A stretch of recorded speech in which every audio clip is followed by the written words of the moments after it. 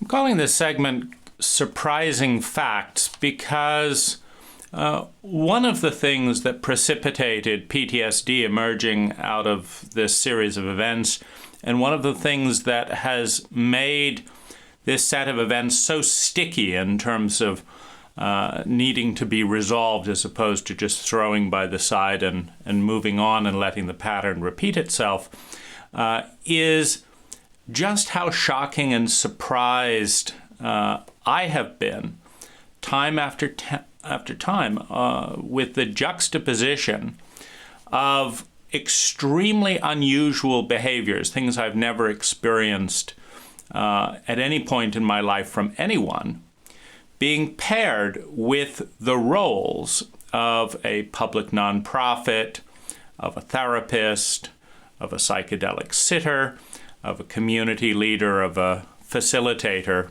of love, intimacy, sexuality, and the goal of healthy win-win relationships. So this is not a complete list, but it does give a summary for the shortened attention span of the typical consumer of information. One of the things that strikes me in retrospect is that an organization committed to a world where everyone wins can have someone publicly announce a planned suicide and have zero organizational protocol. Not even gee, sorry to see you go from any of the board, community, team members, or facilitators. And so there's this big gap between the grandiosity of mission and the incredible amount of stuff that falls through the cracks. The Human Awareness Institute sued to silence information by a sexual abuse survivor by one of the core team at the Human Awareness Institute. And this is stunning because I've never been sued by anyone in my entire life. As a contractor for 25 years, it's very common in the contracting industry for there to be lawsuits from time to time. But I've never been sued for anything in my life. But I was sued by the Human Awareness Institute to shut down a website specifically designed to do their job, which was to promote human awareness about sexual abuse and safety issues at high. I've also never been rejected from an email group for telling the truth, but suddenly my accounts went dead when I communicated to the facilitators that I would tell the truth. Another startling thing in the same veins, a therapist tells their therapeutic client, Ann Watts tells Dane Rose, we think it's best if you don't tell anyone about what happened between you and Peter Sandhill. We think it's best for you, and we think it's best for Peter Sandhill. A therapist enables secrecy and cover-up by the colleague that she chose, trained, and recommended to her client just before the abuse. So Ann Watts trains someone and recommends him without caveat and without disclosing the absence of a license, without saying we're not really good with this, that, or the other. But go work with this guy, we want to help. And then encourages against all the data around shame and sexual abuse and cover-up and public ethics, against all of the data, uses her therapeutic influence to silence her client, who is carrying the scars to this day around the gross criminal negligence of a colleague. Well, that's, of course, never happened before. A psychedelic sitter, and this has happened before, just never to me. I was brand new to psychedelics.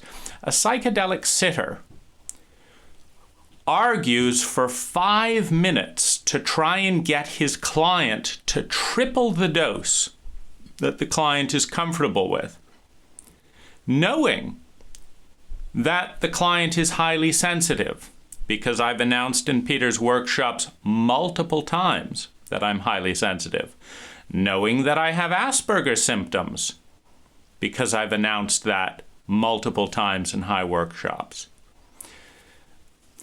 knowing that I'm suicidal, because I've announced that into the entire community. A psychedelic sitter, Peter Sandhill, argues for 5 minutes to push a virginal psychedelic client at $175 an hour. This is, supposed to buy a decent amount of container, to take 3 times the psychedelic dose. For those of you familiar with psychedelics, we're dealing with psilocybin mushrooms and later MDMA. So I took a very small sample, 1/20th of a psilocybin mushroom, got a noticeable buzz, had a bad dream about getting overwhelmed and dissociative. And I decided that to up the dose 20 times was plenty. But that's not good enough for Peter Sandhill. A psychedelic sitter pushes for 5 minutes for his virginal client to up the dose by 300% beyond the client's comfort zone, and promises as an enticement to get the client to go beyond their boundaries, promises a client to create a rock-solid container and stand for that client in a way that no one has ever promised before, and then can't make it to the appointment the next day on time, or communicate being late, or answer the phone, thus completely destroying the container of someone pushed way over the edge in a psychedelic session. A paid therapist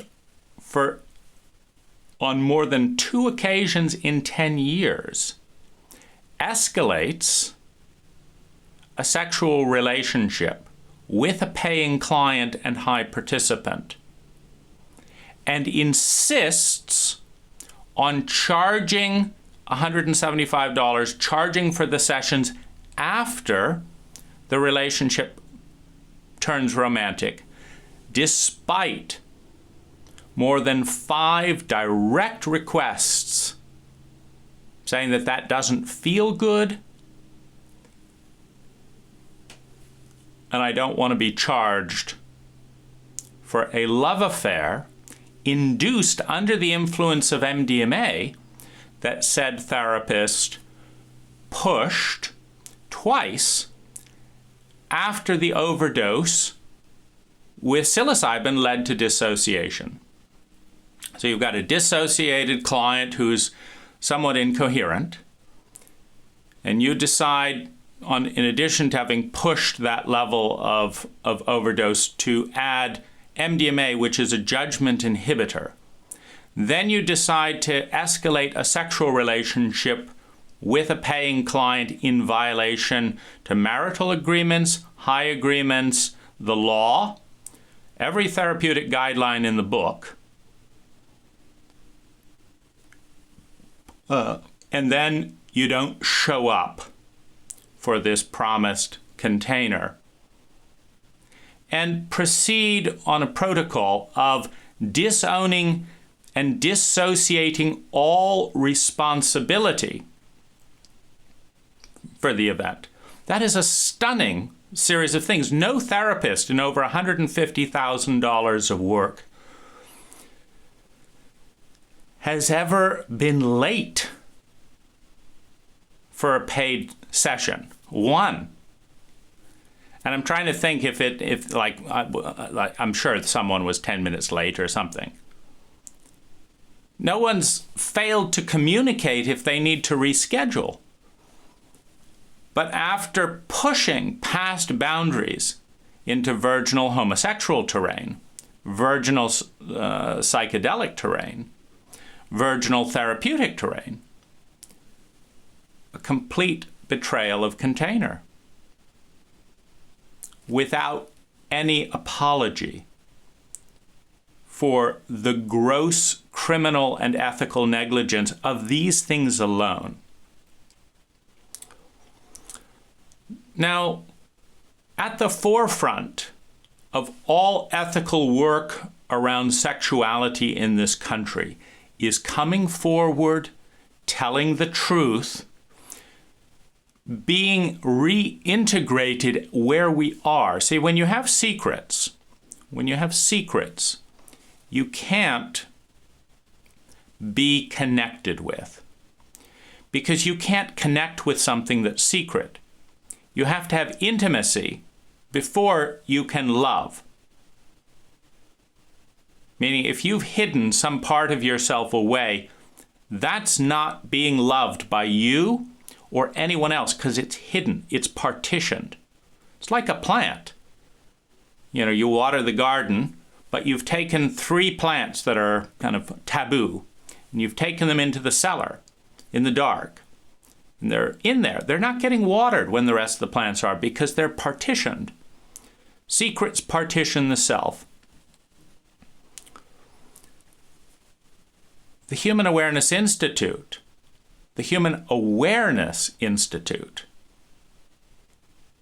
has been partitioning the most positive and the most destructive experiences in my adult life at the hands of a high facilitator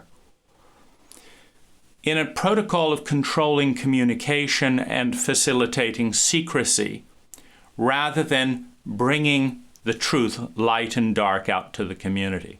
This is a stunning fact that a school receiving a tax break to serve public interest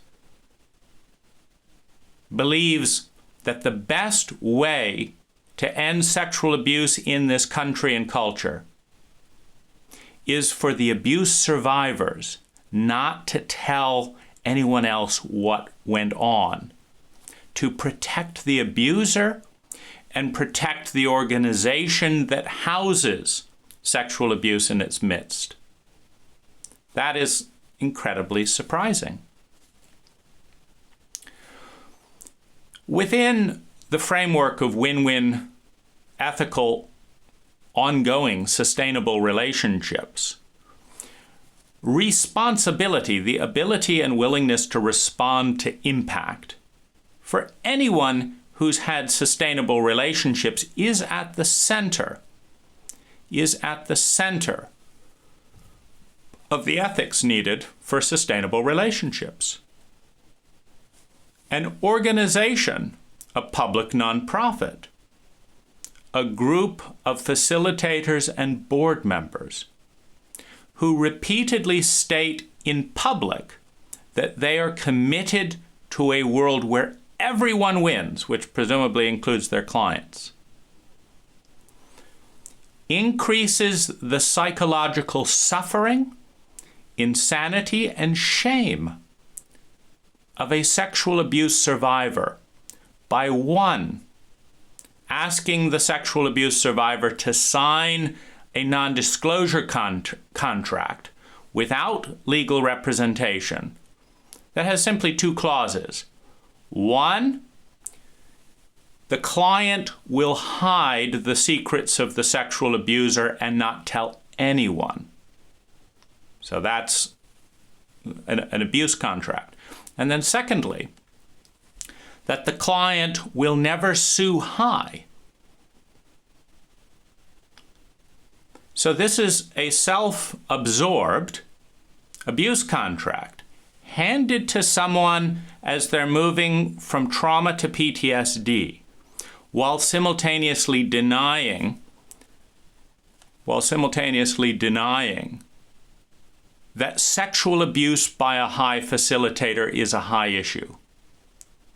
It's a very surprising fact to have Jason Weston, the head of high, ignore a direct request for help, meet behind closed doors with the abusers and those that trained and recommended him, and come out with a verdict from the Human Awareness Institute that says that sexual abuse by a high facilitator is not a high issue. And so high will disown all responsibility for choosing, training, recommending, withholding license awareness, and refusing support at a key and vital moment in the transition between trauma and PTSD. Refusing support in order to protect the image of an organization after promising that client in every single one of 30 workshops that every facilitator there was committed to a world of transforming ignorance and fear, not living it out, of love, of dignity and respect. This is the organization committed to the entire world winning that is not going to do anything other than cover up the abuse, sue about it, violate the list guidelines, etc. But other than that, we're not going to hire a trauma or sexual abuse therapist to see that our client gets the care they need. We're going to instead hire a lawyer to make sure that the person we have abused has less reach. The Human Awareness Institute didn't buy their own domain name for 20 years, even though it was $8. That's surprising as well, isn't it? Because Jason has told me that he thinks of high as a business. And so he's got to negotiate rates and all that. But businesses want their domain name. I bought mine 20 years ago. So high didn't buy its own domain name for 20 years, a surprising degree of mismanagement. But it sued to make sure that domain name wasn't associated with allegations that it was ethically required to bring forward to the public. Now, another surprising fact that kind of bundled on here is Peter Sandhill considers himself a psychic. And aside from denying that he had blind spots and continuing to damage, everyone in his circle of influence with his protocols, it's a surprising fact to me, having worked with, 20 psychics in my life. Peter Sandhill is the only psychic to tell me that I should marry anyone. So this was Peter's advice. And what was interesting was that he picked as his recommendation to marry a woman that I had known only a week, a woman that didn't have the time that I was looking for, and time being a key issue, a woman in a completely different culture who was looking, it was a Thai woman, a a sexual virgin, which is, it depends. In the upper echelons of certain Thai, cultures, there's a whole segmentation in that country. There's still a fair amount of strictness around sexuality and marriage, and even hand-holding in public and stuff. It's completely different in the upper echelons of Thai culture than it is in the tourist areas. Peter Sandhill persisted to recommend marriage as the most luminous future available to you, despite all data to the contrary. Meaning, and this is a very surprising fact, because it suggests that Peter Sandhill thinks that he's right, even when all the data. Peter, her parents just asked me to pay them $30,000 to marry her. You still think this is a great idea? Oh, yes. The luminous future ahead. Peter, I just had to throw her out of my hotel room. I've never had to do that. I physically had to push her out of the hotel room. You still think this is the woman I should marry? Oh, yes. Peter, she doesn't have this is creating problem. Peter, as a therapist, where, you're surrounded by humanity, where we all make mistakes, and I would be the first person to say that I'm wrong at least 30% of the time. And that's a pretty good batting average for a human being, to be right 70% of the time. I'm not talking about, facts that I know. I'm talking about, plans and philosophies and things that work and picking the right people for a relationship. I'm only right 70% of the time. But Peter doesn't seem to have the wiring that says, maybe I'm wrong.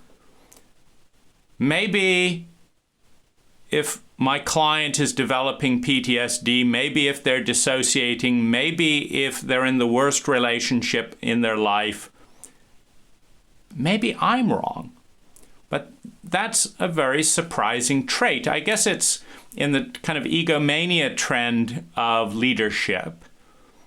You would find some of that, because there's a connection between, this super confidence, which is attractive because most intelligent human beings have experienced enough pain from making mistakes to be humble to the fact that we don't get it right all the time.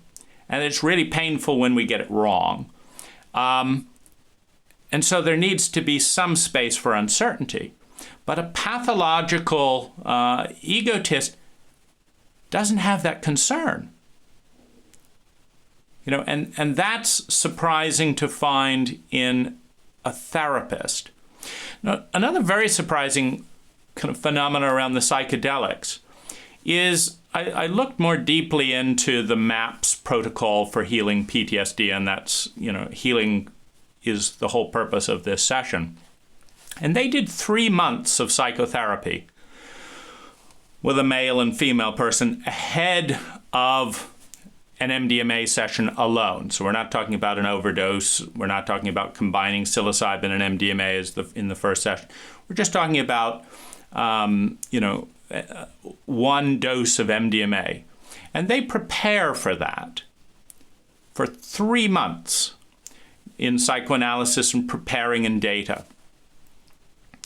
And I think that's about right. Now,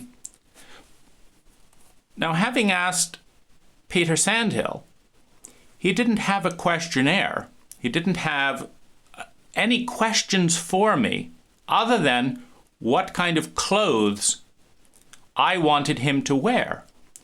That was it. That is a surprising thing for a psychedelic sitter, though in Peter's case, he doesn't do this, very often. So it would probably be about average for a normal person. But you don't charge $175 an hour to make mistakes on a paying client. You might bumble around with yourself and a friend, in a psychedelically illiterate culture. But there's books out there. There's books out there, and none of them encourage any of Peter Sandhill's protocols. They encourage getting to know. Now, a stunning thing within the community is multiple team members have talked about traumatic history, sexual abuse, being abusive within the high community, and have done so outlining symptoms and facts that any trauma therapist would grasp as calling for a trauma protocol, meaning when you demonstrate traumatic symptoms, it's a biological thing in the body. And it needs a response that works with that biology. Not one of these individuals named what they were talking about as trauma. Now, within my lover base, within the community, roughly 30 high participants and team members, 5 women in particular demonstrated extreme, meaning like 8, 9, and 10, symptoms of sexual abuse and traumatic history, and said as much without using the word trauma and without knowing how to coach me in how to take care of them. And with me, having gone through 100 high events and worked with 4 facilitators, not knowing what trauma was, not knowing its basic symptoms, and thus being completely incapable of saying, you have traumatic symptoms here, here's what we both need to do to take care of you. Now, simultaneously, I have presented traumatic symptoms in every single one of my therapeutic and romantic relationships, because I've had low-grade complex PTSD since childhood. Now, it is a stunning fact that one can go to learn about win-win, healthy, sustainable, loving relationships and present gross, obvious examples of trauma and not have a single therapist. The facilitators, they don't define themselves because they don't have a license, and I think it's been carefully worded so that they're not specifically promising to do something. But when you say to a client, we love you, we're committed to a world where everyone wins, and we want to help you, and we're good at helping you, so come and pay us some money and we will help you. This in and of itself is an open-ended promise that he is going to betray and violate the expectations of at least 30% of people. Not to, part of that is the degree of trauma and undiagnosed and untreated trauma in our culture. So you can't really do any of that, help, love, etc., until you have language, until you have understanding of the primary presenting issues.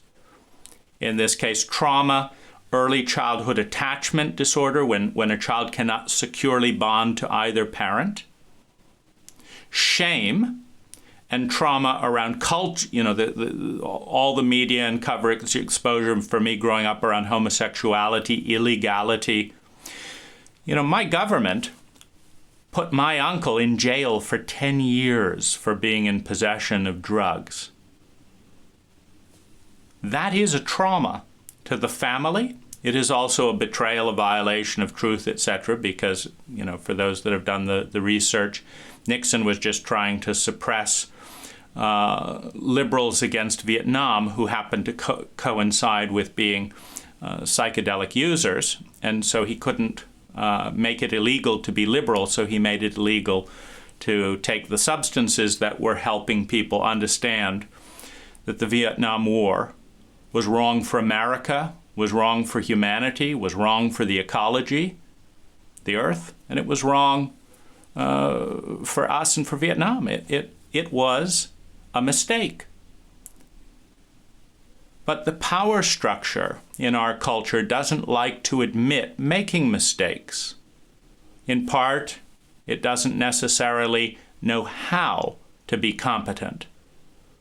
And so to admit incompetence and then admit helplessness to do the right thing because they don't really know necessarily feels like political suicide. And so they lie and they pretend that their behavior is okay as a way of covering the fact that they don't want to clean up the impact. You do not get win-win relationships when someone hurts another and doesn't clean up the impact. You get deteriorating relationships. You get deteriorating trust. You get pain. You get failure. You don't get love. Love comes from competency, safety, and the abundance that comes from success. That's what leads to the synergy of love. Now, it is surprising to me that the single greatest source of adult pain in my life, the biggest threat to my health in my life, has been the trauma come full-blown PTSD induced by the Human Awareness Institute facilitators and board members.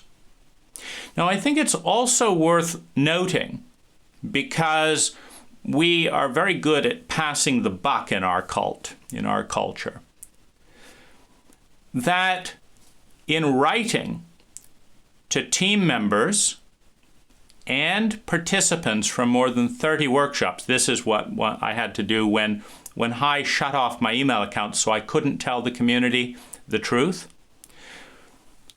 I went through the paper folders and paid an assistant several $100s to put all the emails from 30 workshops to let the community know what was going on.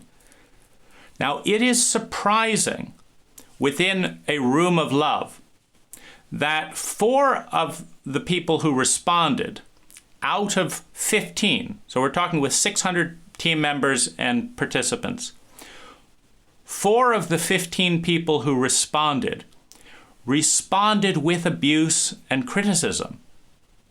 Something along the lines of, well, I never really liked you anyway. This is incredible as a state of competency for a room of love. What it's saying is that unloving teachings, meaning teachings that don't teach you about sexual abuse, they don't teach you about trauma, they don't teach you about shame and shame recovery. They don't teach you about taking responsibility. They don't teach you how to repair lies. That those teachings don't lead to safety and don't lead to love. They lead to labels, sure. The room of love is, anyone can stick that on a room. But what it's saying is that not only has the Human Awareness Institute failed with people who have gone through their entire curriculum to teach people the most basic things, like how do you love yourself with a partner with an addiction? Well, when 1 in 7 Americans has a substance addiction, and you've got a room of 100 people, there's a number of people in there that may have great bodies that are going to shame their partner, because every addict puts their substance, their addiction, ahead of any other relationship. And so the message they transmit is, you're not good enough. You're not loving me good enough because I'm putting crack ahead of you. And that's really the message of valuelessness that the person receives unless they understand the science, the psychology of addiction, and understands its correlation to trauma, and understands its correlation to abuse, and understands its correlation to secrecy.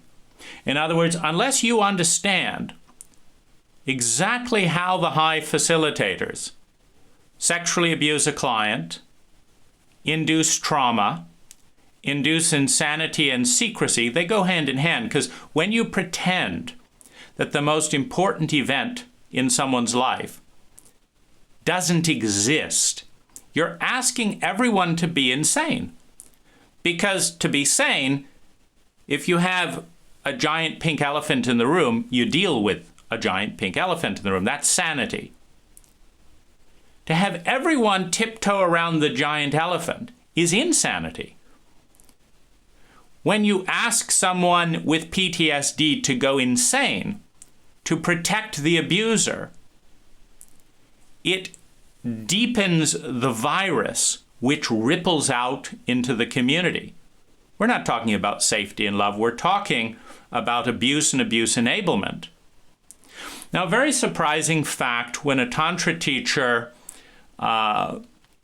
first tried in the community, a Tantra teacher in the community first tried to have an affair with me, on the condition of secrecy, of course. And I don't lie. So I said no. But a Tantra teacher in their 50s doesn't make casual invitations to have secret affairs without this being a pattern. If you're 20, 16, not in the profession, you may be copying the stupidity of your culture and not really have worked out what ethics matter for sustainable relationships. But if you're a Tantra teacher, over 50 years old, keeping secrets, this is a pattern. And I had just been given the secret of the pattern of another professional in the community spreading lies and betrayal and distrust, which traumatizes and dehumanizes their victims, the people they're lying to. It is surprising to me that when I called the high office, Penny advised me not to tell anyone and to stay out of it. How can you have the room of love be integrated with the room of secrets is the question. That is a big surprise. Because a world where everyone wins includes, see, how does the Tantra teacher win if he's living a lie? He doesn't. He's loved for a facade, not for his behavior. Which means some part of him doesn't feel loved. He's not winning. His victim isn't winning. But High is not winning to host a community of deceptive, betraying individuals and then cover it up. That's not a world where everyone wins. That's a world where everyone loses. But I lose as well, because when I challenged this abuser that I would tell his partner, unless he did, I wanted him to own up so it would sound better from him. It always sounds much better than a stranger telling you your partner's lied and betrayed. So I thought it would be good for him. So I gave him the courtesy of informing him that he needed to do that in the next week, or I would. Now, his response, having told me that he's killed people in the past, his response was to say, "You don't want me as an enemy. Do you want me at your house in 20 minutes?" Now, if that isn't a threat of physical violence and intimidation, I don't know what is. That was his response to me giving him the courtesy of letting him make amends for his professional and human betrayal, ignorance, shitty behavior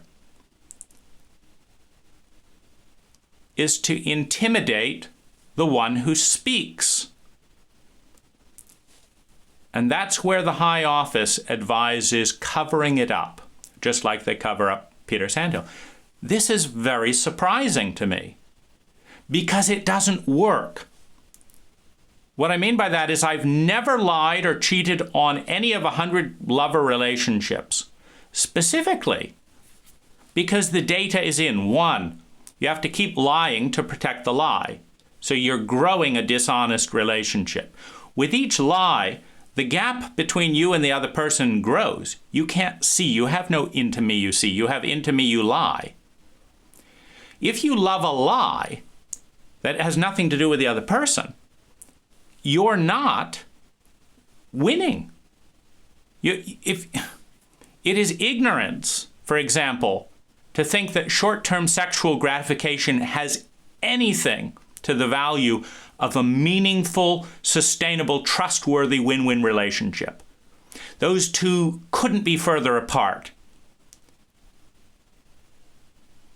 If you had, the one is priceless. The other may get you into trouble. Promiscuous sex, it can get you into trouble. It can harm you physically and emotionally. It's not necessarily a good thing. Healthy, sustainable, trustworthy relationships are priceless. You can't have that if you are opaque with who you are, one, and then lie about that. You've denied the possibility. It's mathematically impossible to have a loving relationship based on lies. Because what the other person is loving is not you and your behavior. It's what you've represented, which is a fictitious illusion. They're not loving you at all. They're loving the idea that you're putting forth. And you know it's not you, and they will discover it's not you. And when they do, they will stop loving who you really are. They never loved him in the first place. And you don't let the love in. When you understand that someone loves you because they think all your lies are true, what you think in your mind is, I'm not really lovable for who I am. If I thought I was lovable for who I am, I would have told the truth, and I'd be experiencing love for who I am. Lies are based on the belief that the truth is not lovable, which is the underlying disease of our culture, that who we are is not lovable. Therefore, we have to invent a fictitious version of ourselves that we think is lovable, but it's not us, so we don't feel loved. So this is, just basic mathematics. Now, a very surprising positive thing. My parents were also into the New Age and all that, and I don't know who was more hypocritical and abusive, etc., my parents or the facilitators. But my parents prepped me for some of this because they did all this at home, long before I had to pay for it. Within this pattern of denial, violation, and incompetence, etc., one of the things I learned early on from childhood was that there were numbers of areas where I could do the exact opposite of what my parents did. They talked a good game, but what they did, I could do the opposite of what my parents did, and my life would get a lot better. And it's useful to recognize who in your life is so fucked up that you can actually learn from them by doing the opposite. And you say, if you're doing that, there's a 80% chance that if I do the opposite, things will get better, because you've got that rotten of a track record. And in the grandiosity of the psychedelic experience without critical judgment, Peter became my god, my hero, etc. because, that's why MDMA is a date rape drug, is you can take, some sleazeball in some area or other, slip in some MDMA, and suddenly I was like, my goodness, I get to have the honor of having sex with you? Wonderful. And you suspend critical feedback or critical judgment. And but at some point in this, it got clear that the Human Awareness Institute, as a body, as an organization of protocols and reactions, was spending substantially more energy to cover up the secret than it would take to transform the organization into a healthy place, and that was the wrong idea. Very similar to my parents. It's also clear, if you do the math, that the belief underneath such a behavior is that change and transparency is impossible. Because it's fun to change, it's fun to be successful, it's fun to be loving. And so if you're not doing it at some level, and if you're hiding it, at some level you don't think you can. And so covering it up feels better because you don't think you can pull it off. Now, this is always a lie. Meaning, if you work hard enough and take enough time, you can learn to be ethical and loving. It is a lie. But in the short term, it can be difficult, particularly in a blame culture, because we're a blame and punishment culture. And, my parents blamed all of their faults on the children and on each other, and then they punished us for them. And so they would play these sophisticated psychological games. They would usually begin by, your mother. Now, Dad, who picked Mom to be their wife? Who stayed with Mom to be their wife? Who decided to marry them? Who decided to not wear a condom?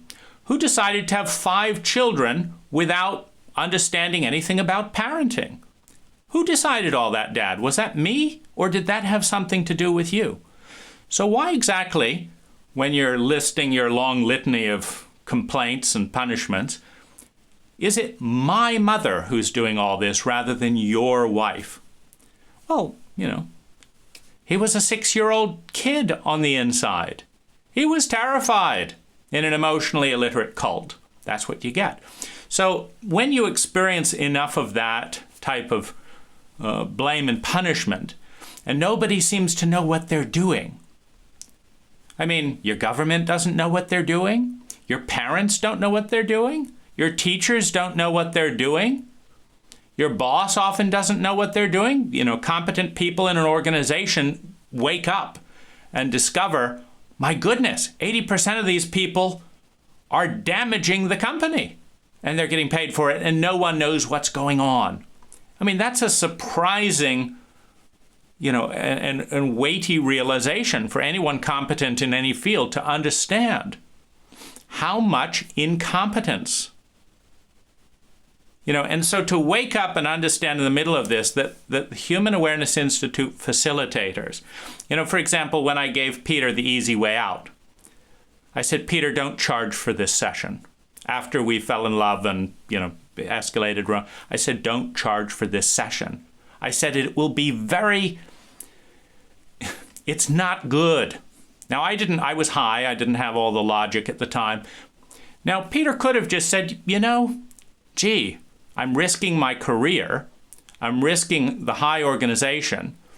I'm breaking every guideline in the book by being a prostitute with my therapeutic client after pushing them into the high psychedelic dose. He could have just said, sure. This maybe let's not charge you. Let's not call this a professional healing that's worthy of $175 an hour. Let's call this me bungling along in my first psychedelic session, something like that. But, me practicing at the expense of my client, maybe, let's call it something like that. Because I don't know what the fuck I'm doing. But that would have required competency.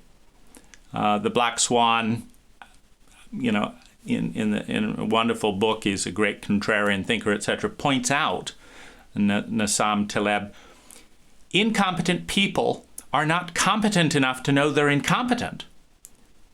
And so there's usually a minority of highly competent people in any field, and they are the only ones who can tell who is and isn't competent. But all the incompetent people are too incompetent to know they're incompetent. Now, this is most true in psychological terrain, because I've worked with more than 40 healers, practitioners, and therapists. Not a single one of them admitted, here's what I don't know. I can help you here, but I don't know any of this stuff. There's a lot of boundarylessness. Not one of them mentioned trauma, which was the primary presenting symptom. So that's a stunning fact. So you can see there's a tremendous amount of ignorance. But it's a surprising fact. When I discovered this and asked the facilitators to read the book, The Body Keeps the Score, which is what had taught me the most about the language of ignorance and the language of incompetence in this domain, it had taught me that I had been having romantic relationships with people with repressed trauma and PTSD in the community, and that they had been abusing themselves, that they had been abusing me, that I had been abusing myself, and that I had been abusing them because we lacked the vocabulary and the paradigm to understand that these sets of reactions are not in the conscious mental arena of free choice the way that a typical daily feeling is. These are in the biology, and it has to be treated biologically. It's a big deal to discover you've been spending $100,000 to treat something that cannot be treated the way you've paid $100,000 to treat it, and that none of your therapists knew the language of trauma well enough to diagnose basic symptoms that any common sense 10-year-old could see if they understood the fight, flight, freeze correlation with the reptilian brainstem. And you watch someone's body language. A 10-year-old can pick out traumatized people if they know the language.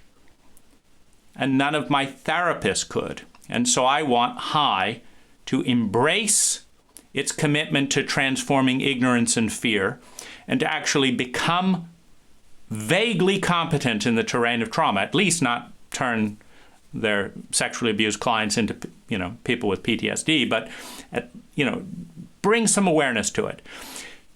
Now, it is very surprising that the head of the Human Awareness Institute didn't want to bring trauma to HIGH. He said it's not our focus.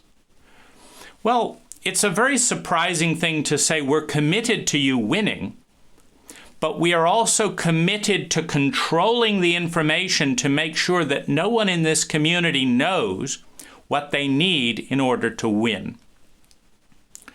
Now, at some point in the pivot structure of all this, I had the wake-up realization. Because I grew as much as I did when I left home at age 17 to escape a traumatic abuse household. Because I did the opposite of my parents. My mother lied and denied responsibility and blame, blah, blah, blah. So I never lied. It served me very well. My family was committed to avoiding feelings as the primary family law. No deep feelings. That if you will avoid all deep feelings and distract us from our deep feelings, you will get rewarded in this family. And if you have deep feelings or trigger deep feelings in anyone in the family, you will be punished. So if you understand that central law, which is a traumatic coping mechanism for people who have been flooded with intense feelings in an incompetent culture and don't know what to do with them, they develop an adaptive strategy of avoiding the terrain they don't know how to deal with. So this is, grown-up inner children still abusing themselves and abusing everyone around them. So when I discovered I could flip and do the opposite of my parents in a number of ways, focus on feelings, for example, that's been my big focus, to heal the chauvinism of, we love to say that's interesting, but we don't say that really moved me, I care about you, and I'm going to treat you like one of my own. We don't do that at High or anywhere else in this cult.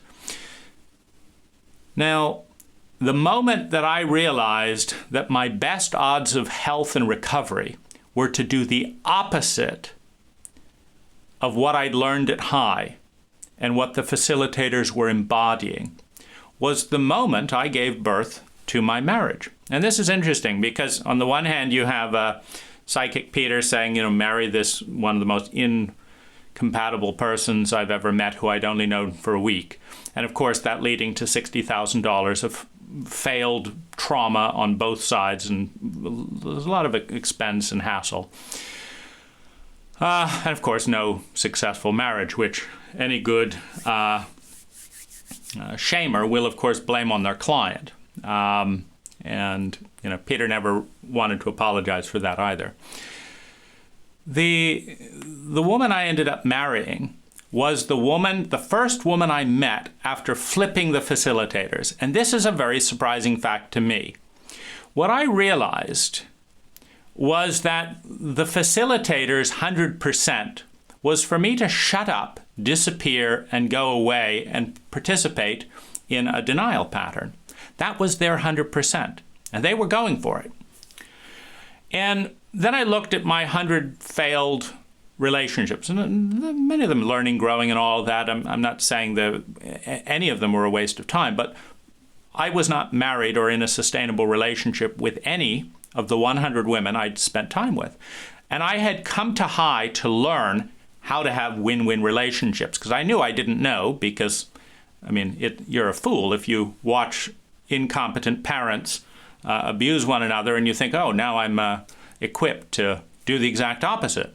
So I knew I wasn't ready, and what I had learned from High boils down to ask for your 100%, make requests, state boundaries, ask permission, and have a safe sex conversation. That pretty much covers it. Now, I did that. I asked for my 100%, and I never got it. And I complained when I didn't get it, and I withdrew when I didn't get it.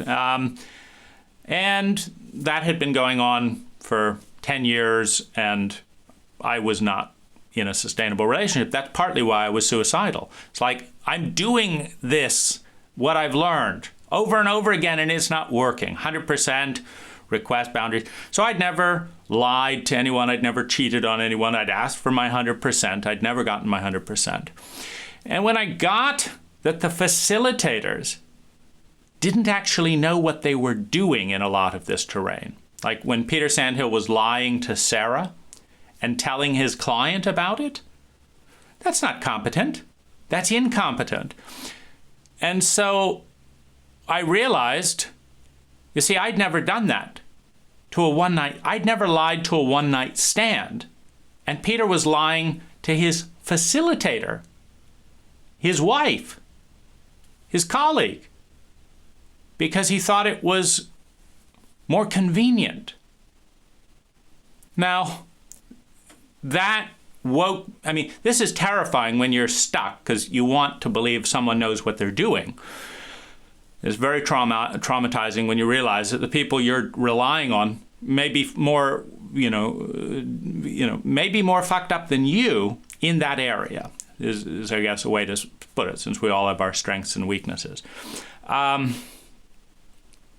Well, in that dynamic of realizing that it would have taken very little, the truth of the matter is it would have taken 2 minutes for trauma to calm down.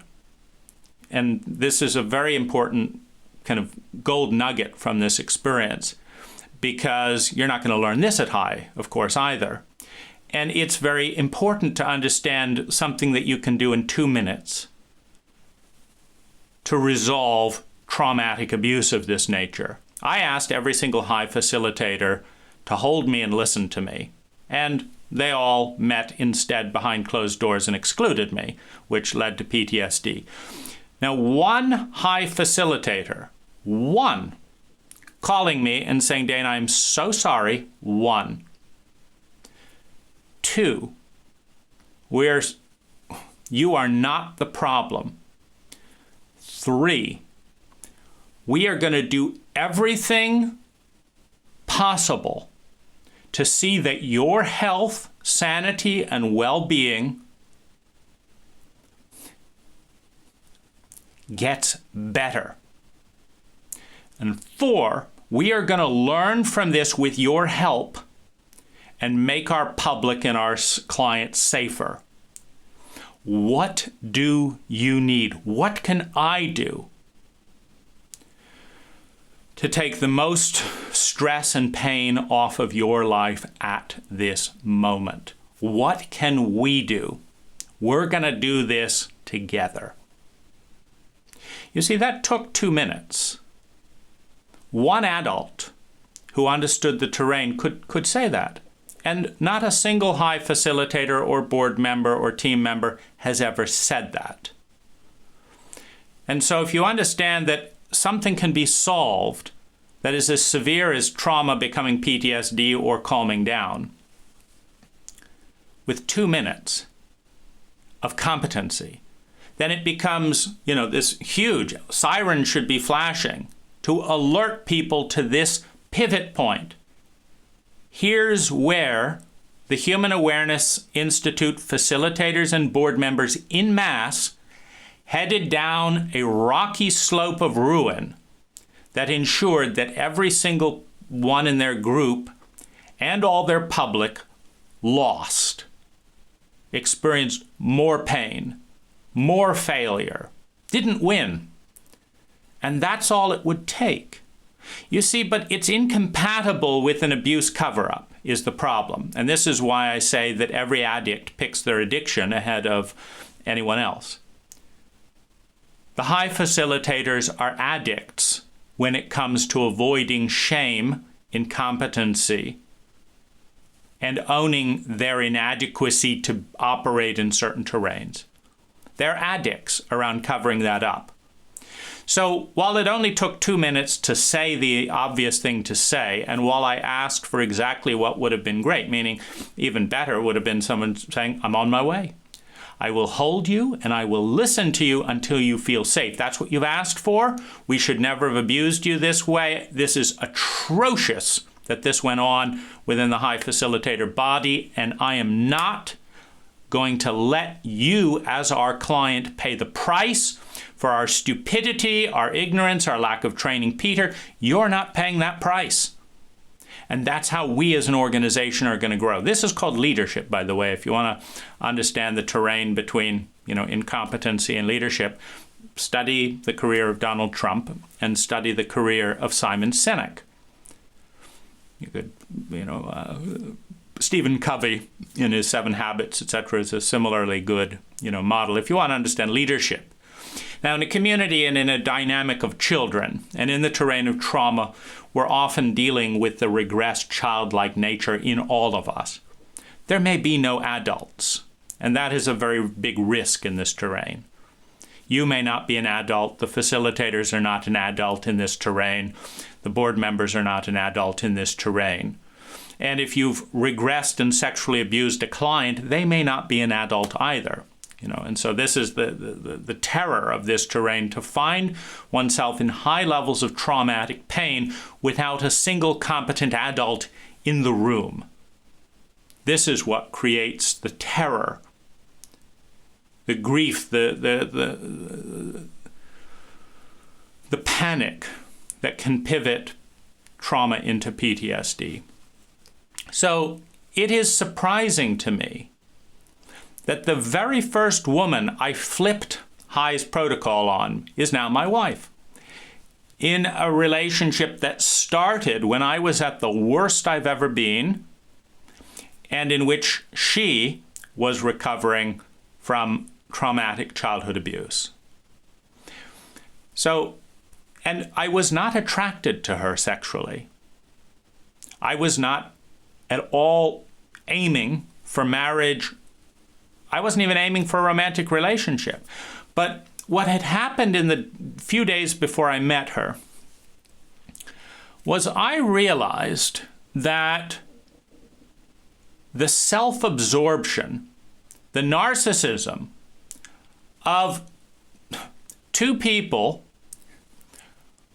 who had never, as a general rule, experienced the competency in our culture to create our 100%, asking for that from the other. Meaning, if you have two people and I say, here's my 100%, and I don't necessarily know how to create that, so I want it from you. And you're over here and you say, well, here's my 100%, and you can't do this and this and this, so I'm not going to love you because you're not my 100%. I'm going to go look for my 100%. And I would say that, this is something that I took on, that's how you begin relationships. You ask for your 100%, and if someone is able to give you that or wants that too, then that's a good relationship to grow. So I decided to flip this, and based on an intuition. And the way I flipped it was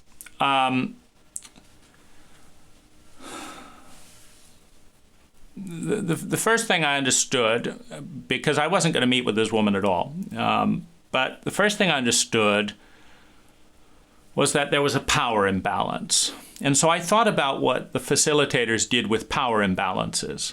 They've got, I'm totally open in a psychedelic state. Peter Sandhill is getting paid to hear my most vulnerable truths. And that's a power imbalance. He's in a vertical position. I'm paying him. That's another imbalance. He's not paying me, though obviously he will in time because of his levels of incompetence. But he's not saying, Dane, you're my teacher.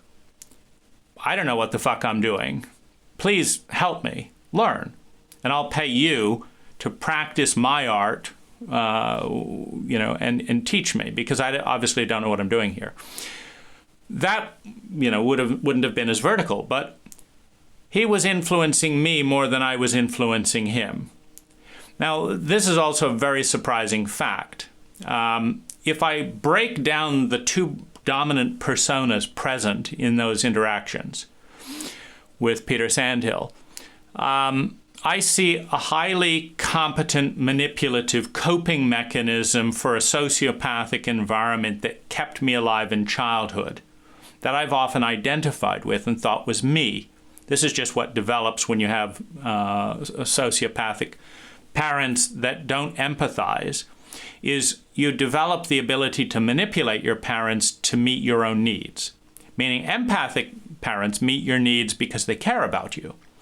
Sociopathic, self-absorbed, narcissistic parents only meet your needs when it's useful for one of their agendas.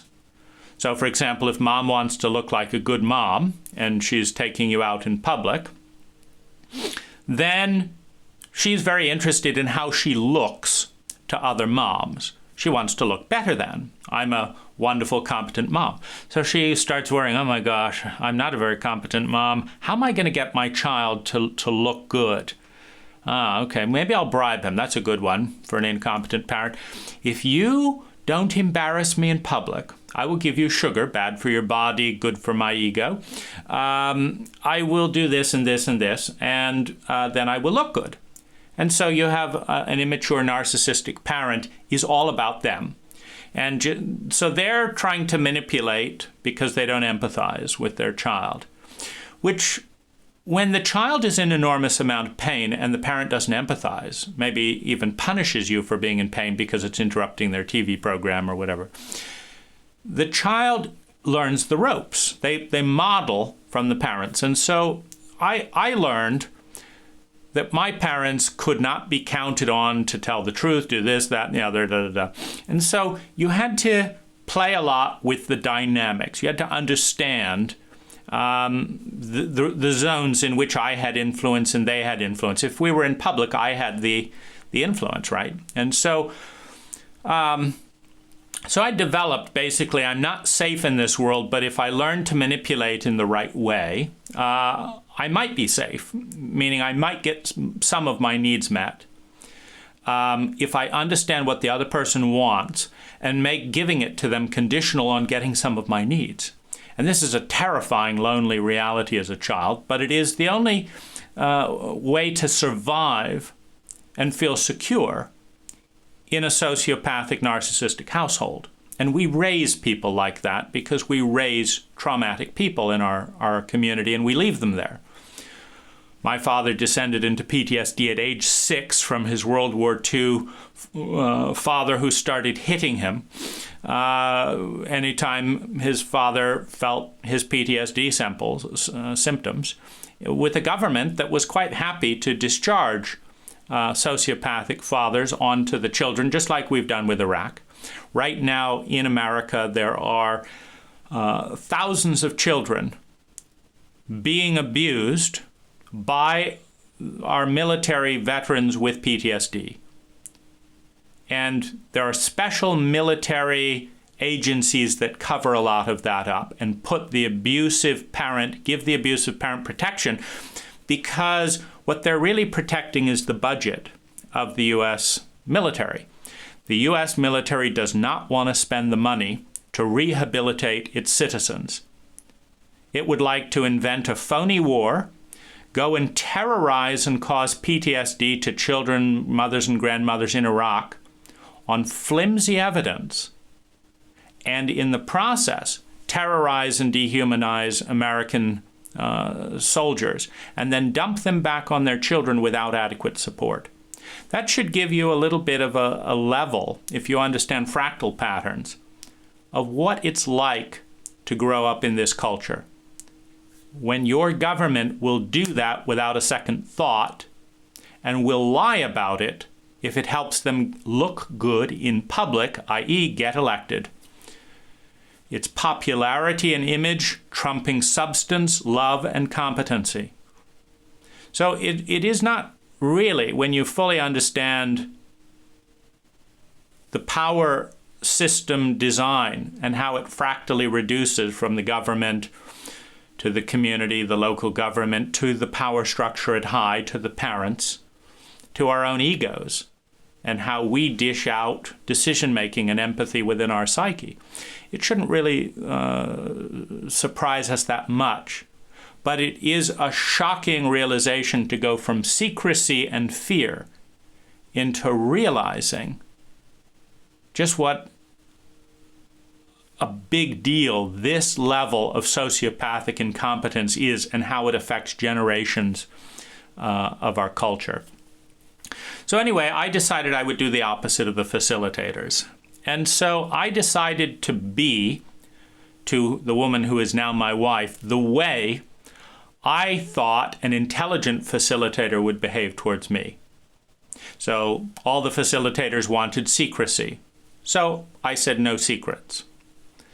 Simple, just reverse psychology. Learn from your abuser how to be the opposite. Next, the facilitators said this wasn't their problem. Okay, let me take responsibility. I'm the older person in this relationship. I've got more life skills. So let me take 100% responsibility for this relationship. Sounds like going in the good direction. It's the opposite of high. And I also said, okay, so they're lying. No lies. They're not asking how they can help. That's the most stunning thing. Because when you deny that anything is your fault, when you have nothing to do with anything because you've denied responsibility, you obviously don't try to help because that might break your lie. You're trying to defend a position that says we have no responsibility here. So none of the facilitators had ever said, Dane, how can I help you? How can I help you? I want to help. What do you need? And listened. They didn't ask, and when I told them they didn't listen, there was defense and resistance. There was this begrudging, slow movement. This was very surprising because this was one of the few times I had needed help. You need help with trauma. That was a surprise. When you study the traumatic literature, I didn't know you actually need help to resolve trauma. It's too big to deal with alone. And so you need people competent with trauma. So I did the opposite of what the facilitators were doing with me. And one of the things that I switched that was game-changing was I asked myself and I asked her how I could be her 100%. What would it be? What would that look like? And I willingly gave that. And she blossomed and became the love of my life. So asking for my 100%, I hadn't gotten it, and it hadn't led to a sustainable relationship in 100 lovers. Asking myself how I could be the 100% for another. Asking myself how I could do something different than the facilitators. To my great surprise, meaning, I'm a pessimist after 100 failures. I'm a rationalist after 100 failures. I mean, if you failed at something 100 times, you have to be pretty dumb to say, oh, I know, this time I'm going to win. So I was in no way anything but observant around this new protocol of being. But I watched this woman grow 5,000% life skills. I watched this woman's well-being climb and stabilize above 400% over over her life and feelings, etc. in meeting. I've watched her love grow spontaneously and beautifully as I've behaved more like an adult in some ways than I have known how to or been before. And we talked about trauma right and left. I brought her into all of my knowledge. Now, one of the most, and we're now happily married. And it's been 3 years. And every few months is better than the last time. Meaning, it's not a honeymoon type dynamic. That's why I liked the relationship. I thought if we can survive the first month when we know nothing and are at our absolute worst, and I've got PTSD in more pain than I know what to deal with, and I'm an addict, stuffing myself with food because I can't feel the pain of heartbreak and betrayal. If I can survive a month with this woman, with the tribulations of travel, there's no question that I can survive a marriage. If I can survive in a room 24/7, there's no question I can survive in a house. And so that's been generally my model. It's a contrarian view on relationships, but I like to get the most difficult things in the relationship up front and see, can we weather that storm? If we can certainly weather calm waters. That's not hard. And so let's do that. So to my great astonishment and wonder, by inverting as many things as I could think of about how the facilitators were responding to me, one of them I did was apologize, because none of the facilitators, that's very, very surprising. The facilitators will not apologize for a single one of their incompetencies, negligences, let alone a comprehensive apology that would lead their organization to change. Because when you grasp what you did wrong, which is not a moral thing, it's what doesn't work. When you grasp that you spent vast amounts of trust, energy, time, and resources to make things worse, if you don't want to change that, you are an idiot. And that's normal, but we don't need more idiots leading us in public nonprofits to a world where everyone wins. That's a fool's journey. So flipping everything has worked surprisingly well, and apologizing was a big part. I think I've apologized at least 1,000 times to my wife, because in one of the greatest surprises and humiliation after hearing from 30 facilitators over and over again that they're committed to me winning, when they set me up to lose. That's what you do when you take an untrained, egotistical, and incompetent person and you refer them without caveat, without adequate training, to help someone in their most vulnerable parts, and they break every ethic in the book to be damaged and make you pay for it. You have a ton of stuff to apologize for, because every single facilitator could have stepped out of that easily. A facilitator could have said, I'm not going to recommend Peter Sandhill. I don't know enough to know that I want him, and they could have, of course, had questionnaires. We recommended Peter Sandhill 10 years ago. How did that work out? Worked out terribly. I paid to get fucked up 10 years ago. And then I paid to get fucked up even more because psychedelics amplify things. And it was called love. They could have sent out a questionnaire and asked, are you winning? But they didn't do that. That's very surprising when you say we're committed. If someone says, I'm committed to you being happy in this relationship, but they never ask how happy you are, it's kind of a weak commitment, isn't it? Particularly when you say, I'm unhappy about this and this and this, and they say, I don't have time for that, but I'm really committed to your happiness. I just don't have time to do anything about it. So the high facilitators would not apologize. And this added literally 35%. On the day when I asked for the apology, and I realized, first of all, that it was being treated politically, meaning they were having discussions with legal teams and each other about the politics of it. My heart was breaking with the people I had respected and who had told me they were committed to a world where everyone wins.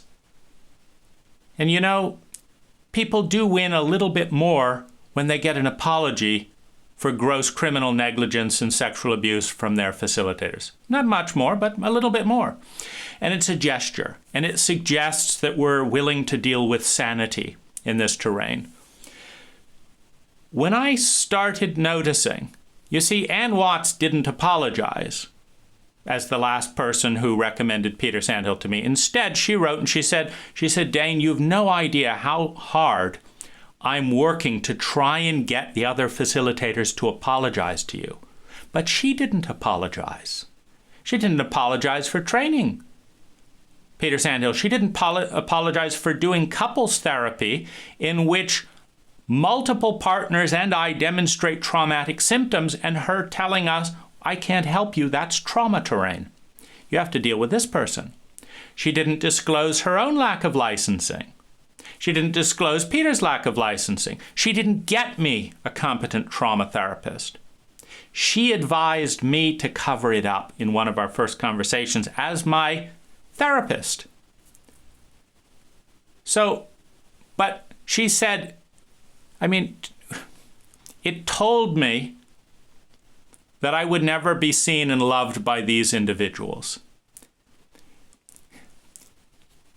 Anne was working her ass off to get the facilitators to understand that in a public nonprofit teaching healthy sexuality, that it actually has something to do with the board and the facilitators, that a facilitator sexually abuses a client for money under the influence of psychedelics.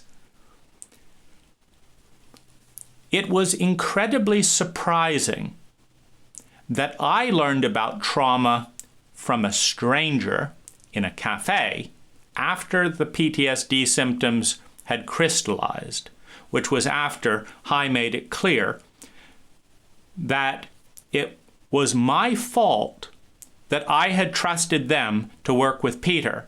It was a Peter and Dane couples issue, because since we were in love, of course, it was a couples issue, right? A couple squabble.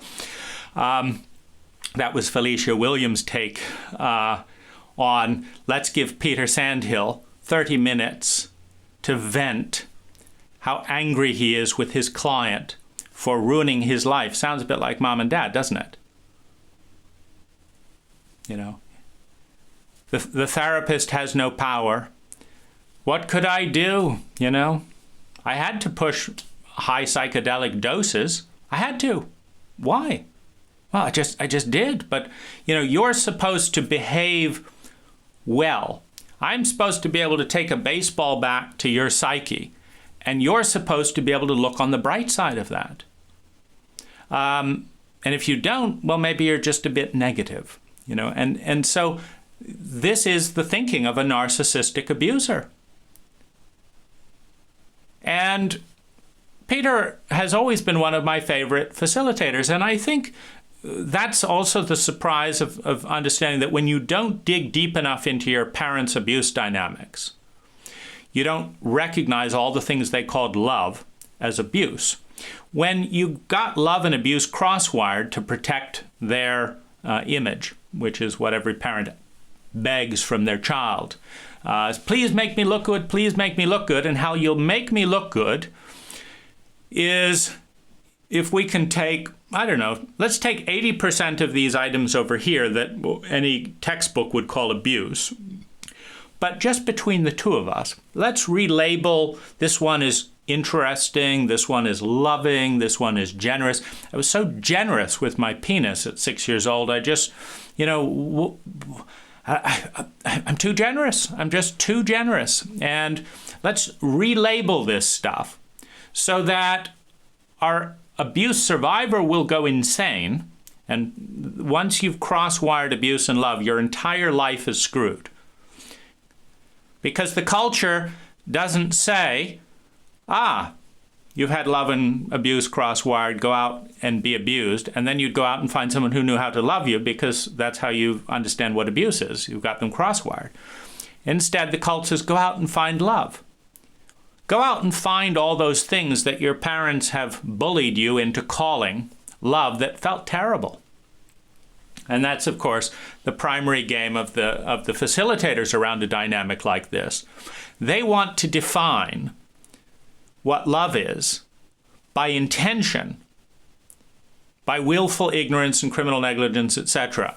And that's their 100%. It just doesn't have anything to do with competency, ethics, the law, anything else, and that's the problem.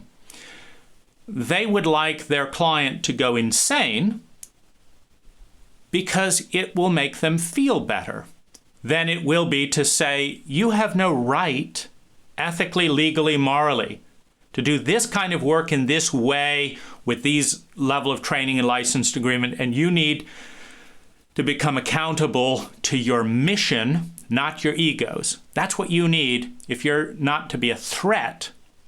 You see, and we do see examples of leadership. I think Trump is doing a beautiful job for our country in understanding the damage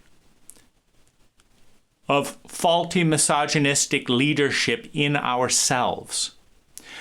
The individual human ego is the cult-programmed representation of the cult. In a fractal pattern, it is the microcosm. We've each got sociopathic Donald Trumps in our psyche.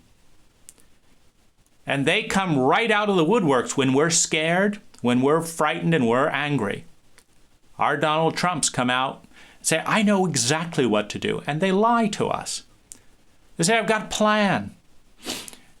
They're the bad people over there. Don't listen to them. We're going to do this my way. And they fuck up our lives. We fuck up our lives listening to the Donald Trumps in our own heads. We fuck up our lives listening to the Hillarys in our heads.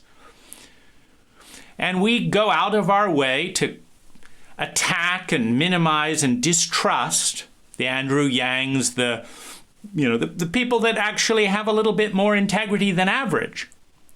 We don't trust them because they're not familiar. And so we do what we've always done before. Our country doesn't apologize either. 1 million Iraqis have PTSD because we invented a war and decided to waste $1 trillion of our future generations' money to violate the planet with depleted uranium, bombs, you name it. How many Priuses is it going to take to get off the CO2 unleashed just so we could practice our new desert vehicles? This is a lie. So, when we lie to ourselves and each others, global war happens. When we lie to ourselves and each other, the war within ourselves happens. The destruction within ourselves happens. We have got to tell the difference between lies and abuse and love and competency. That's the big dividing line for a growing versus a deteriorating organization. And the biggest surprise to me is that I am the primary voice interested in that in an organization that has abused me repeatedly, that has not paid me a dime, and that has as its mission one of the most grandiose statements I've ever seen that necessitates competency. And these are the one people in my life who have sued me to reduce my voice, who have pushed me off the email address. It was also, I would say, a surprise, because the surprise is that if you have been sexually abused by a high facilitator, you will experience additional abuse to facilitate our agenda of secrecy, is I guess the surprise. Because when the facilitators refused to own it as their issue, it required seeking support in my community. And I've told people, who I've recommended to high over the years, that the community is half the value of high. That you've got access to a community of people who will practice healthy practices with you, and that's priceless. So when the leadership refuses to lead, you, the client, have to take the issue to the community. And so when you have PTSD, you're much more anxious and you need more oxytocin to help calm down. Dogs are very useful. Cuddle buddies are very useful. I was completely isolated at this time, and so I went online to ask for a cuddle buddy. I said, I need a cuddle buddy. I sent. All my email accounts went dead. The surprise is that there is no fine print in the email list or agreements that says, dear client who we are committed to everyone winning, if you are sexually abused by a high facilitator under the influence of psychedelics, 1, if they then shame and punish you and refuse to do the integrating work, 2, and 3, if you ask for help by all the facilitators, and 4, if we all don't want to deal with it, and 5, if you decide you would like to tell your truth, if you want to practice into me you see, under these specific conditions, we reserve the right to, without warning or notice or explanation, terminate your email accounts so that you will end up in the shock and betrayal of losing your community to protect the gatekeepers who are violating their public ethics in the law by seeking to intimidate a witness to a crime on the community, a crime on High's mission, a crime in the facilitator agreement, a crime in the marital agreement, a crime in the therapeutic guidelines, a crime that no grandmother, no mother, no healthy individual would look at this pattern and say, I love my family, let's send them to high. That's when you know it's not only a high issue, but the high issue. First, do no harm. if in a healing therapeutic field you cannot even admit the gross criminal negligence of the harm you've caused, let alone practice the good practices of not causing it, and your coping mechanism is to silence the Me Too movement, that most healthy of voices in our culture, people actually deciding to tell the truth and cause some change. You know, it's of course very similar what goes on in Disney. Disney is the family country, right? So Disney's attorneys pay to protect Harvey Weinstein. And that's how it came to be that dozens of women had non-disclosure agreements that they couldn't even get a copy of. That's Disney's family values. That's what a shadow-averse culture does. The shock and surprise was that this was the behavior of my facilitators, people I had chosen, trusted, invested well over $100,000 in work with four facilitators, Barbara Musser, Sarah Sandhill, Ann Watts primarily, and Peter Sandhill, because Peter Sandhill 10 years ago abused me so much I withdrew and I switched over to Ann. But Ann didn't do her job to ask why I'm switching over. She recommended Peter to me, but she didn't follow up to see how it worked out. You see, there's not a lot of commitment to the focus on everyone winning. If people take your advice and they lose, and they spend money and they lose, and you're not interested in it. And so what will be equally surprising, perhaps, or refreshing, will be the Human Awareness Institute response, individual by individual. Because I want it known that a single individual on the team, on the board of directors, or on the facilitator body can pivot the entire dynamic from secrecy, shame, suppression to putting the client first. It simply takes a small choice.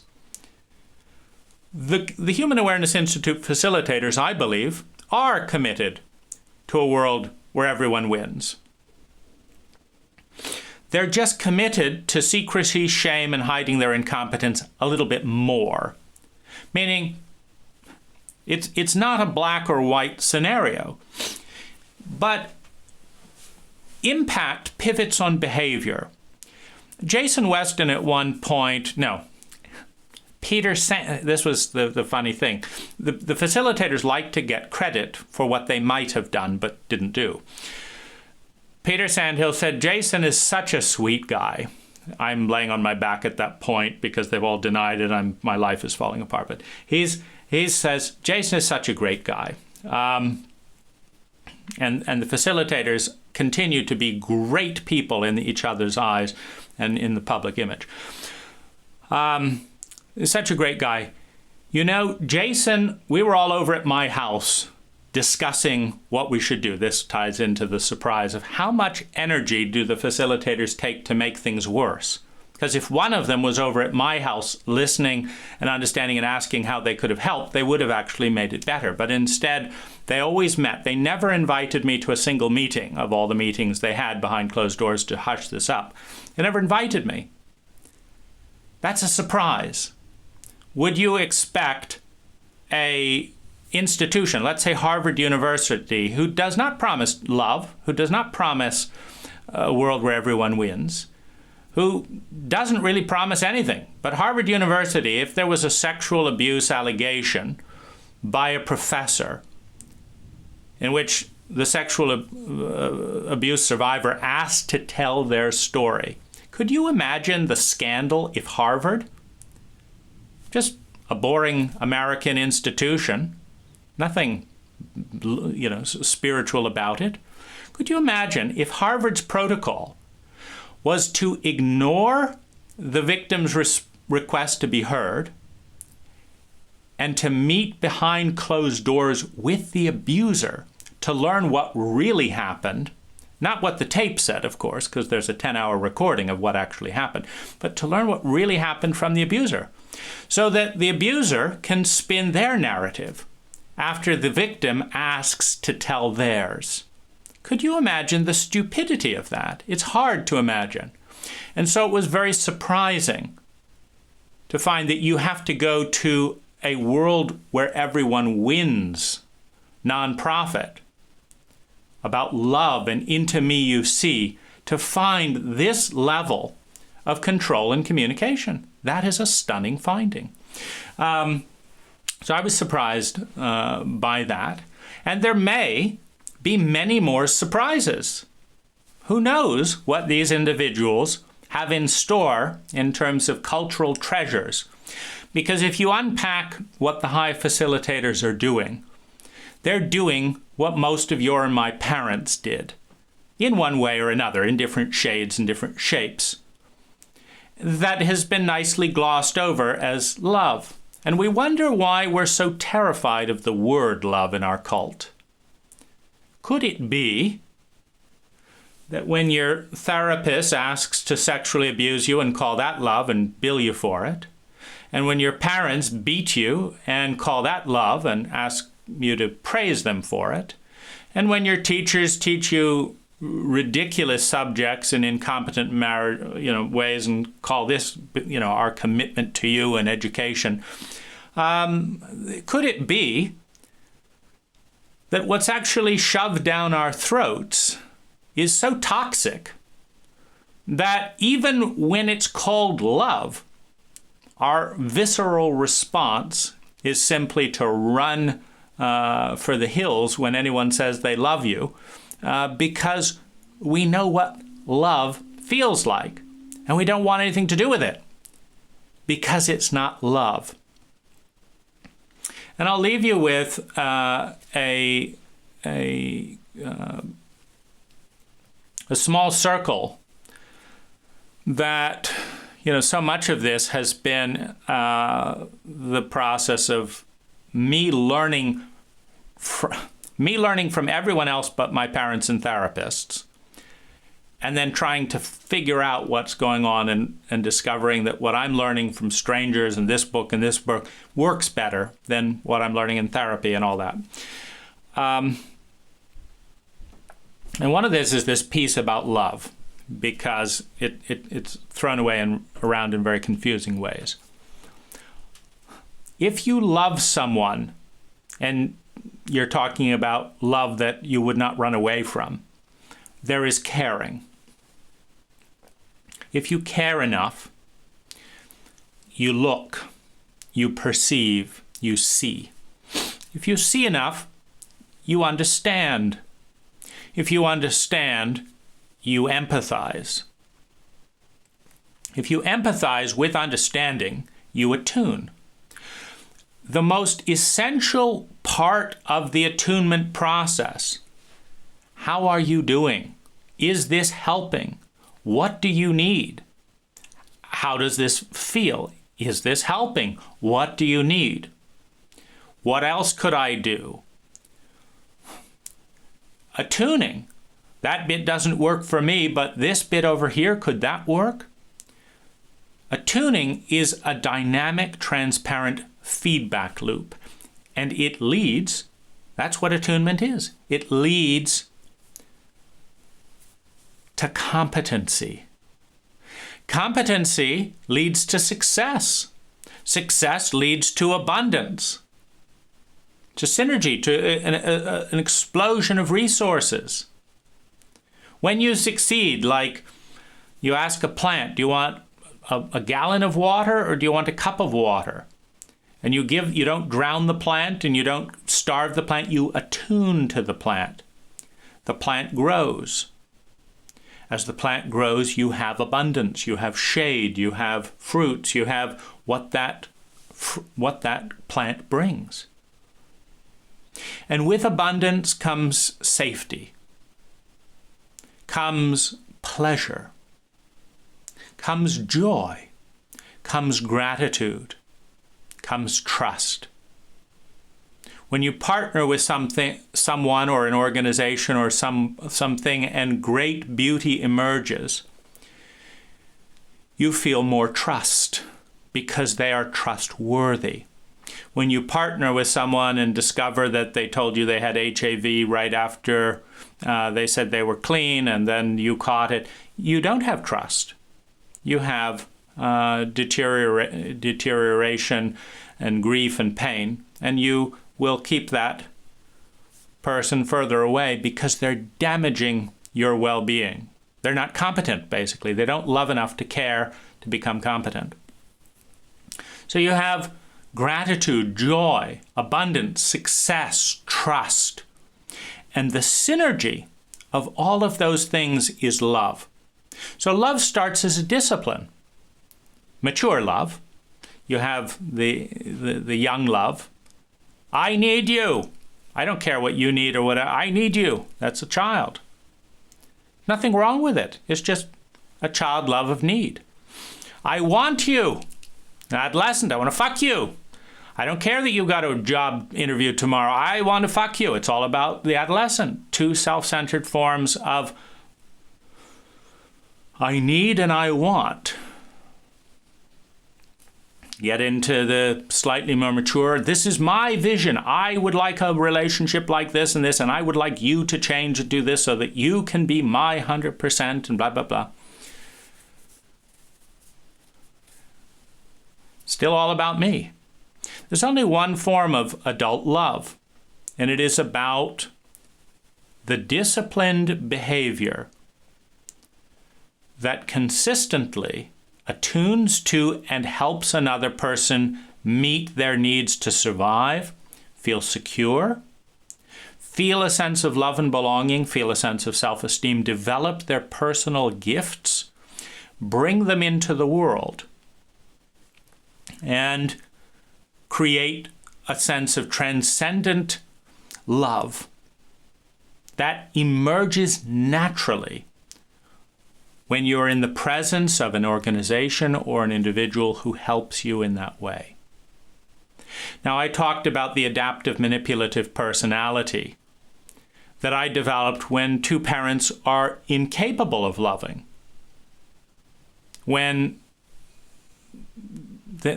it's I need this and I want that from the child. It's the adult that is capable of giving to another. So that part, I've always been terrified that nobody would actually care about me, because that was the child's experience. That the only time care was given was when it was extracted manipulatively by the adaptive personality developed to navigate sociopathic, narcissistic parents who were both in their own dissociative emotional states, which made them incapable of empathy and love to the degree necessary for a child to feel cared about, safe, and loved. So we have that part of the survival. In a dysfunctional cult, the adaptive personality is the personality that the cult demands in order to survive that cult. For example, the sociopathic cult of high demands secrecy around abuse. So if you use secrecy, and this is one of the reasons that I'm not using that. For example, an attorney in an abuse cult would say, look, if you want to get the most money out of these people, all you have to do is dangle what they care about the most, and you will get a lot. But we need to do it in a way where, see, they're interested in their public image. They're not interested in people's safety as much. They're not interested in anything quite as much as their public image. So if you want to negotiate within an abuse culture, what you do is you say, well, I'll keep your secret if you give me $100,000, or you do this and this that gets me what I want. And we won't talk about it because it's an unhealthy alliance. It's an abuse culture of survival in a framework of fear, shame, and ignorance. That's not on the table. The secrecy is predicated on faulty beliefs that don't work and that lead to a world where everyone loses. It is, of course, incredibly surprising to learn the definition of "into me you see" from a group of people who are committed not to seeing or be seen in this terrain.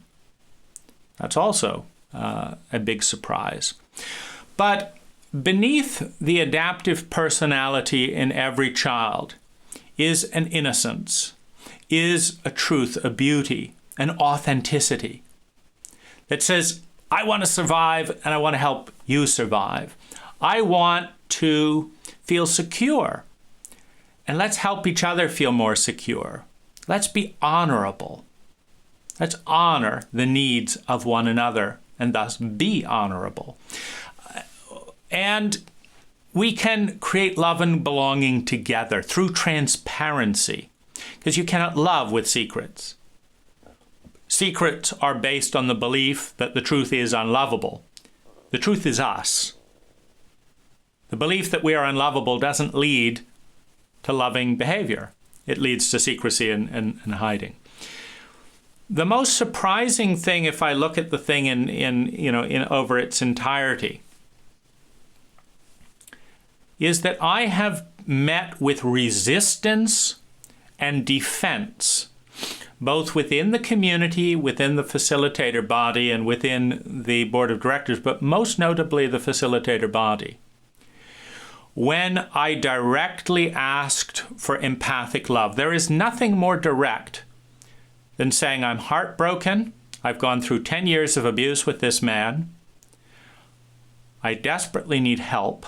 I'm in enormous pain. Please listen to me and please hold me. I'll be standing by, not able to drive in my house.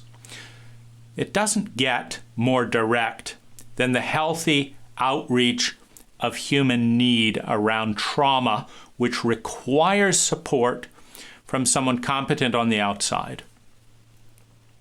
That was the voice that was silenced. The screaming voice of my infant was silenced by my parent and gave rise to the manipulative voice of my 10-year-old. I found it fascinating because, of course, without competent therapy, the high facilitators are not competent therapists in various domains, and this has not been parsed out. You cannot ask a framing contractor to install tires and expect that because they're competent here, they know what they're doing over here. And as part of the chauvinism of emotional and relational illiteracy in our culture, chauvinism because every human action in human history is emotionally based through the chemicals in the body produced by feelings, and the feelings produced by the chemicals in the body that motivate action. So if we care about the world we care a lot about feelings, because that's what motivates the behavior that creates the world that we create. So scientifically, it's very, very shaky ground to say that the software that has motivated all human action in human history in a world that is being taken over by human beings destroying their environment is of no interest to us. We would rather invest another $1 billion on a new iOS software to help change the color of our music player. That's more urgent than understanding the software of all human activity. By putting people through an education that doesn't spend a single hour going into the science of feelings and into the psychology of emotional literacy. We don't even know what that means. That's how ignorant we are in this cult, and that's chauvinism, because we don't need to know that's a feminine thing. Feelings are feminine. Real men are not feminine, right? So why is that? Well, we just made it up. That's what cults do. They're not intelligent. They're not rationalistic.